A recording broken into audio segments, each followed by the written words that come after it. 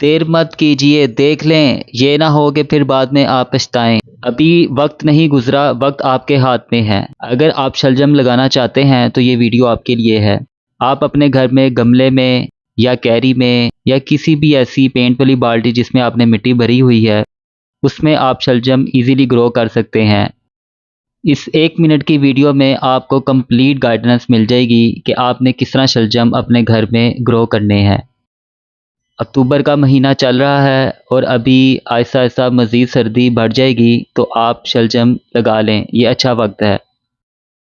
ये मैंने शलजम लगाए थे, ये आप देख सकते हैं। ये 8 दिन 9 दिन के बाद माशाल्लाह बहुत अच्छा रिज़ल्ट, हर सीड जर्मिनेट हुआ है। यही तरीका है, इस तरह आप लगाएं। क्योंकि शलजम का साइज़ बड़ा होता है तो हर एक शलजम बहुत अच्छी तरह आपका ग्रो करेगा। ये आप देख रहे हैं, जिस तरह ये मज़ीद थोड़े से बड़े होंगे तो जो 7-7 पौधे लगे हैं उनमें से मैं एक जो कमज़ोर पौधे वो निकाल दूंगा।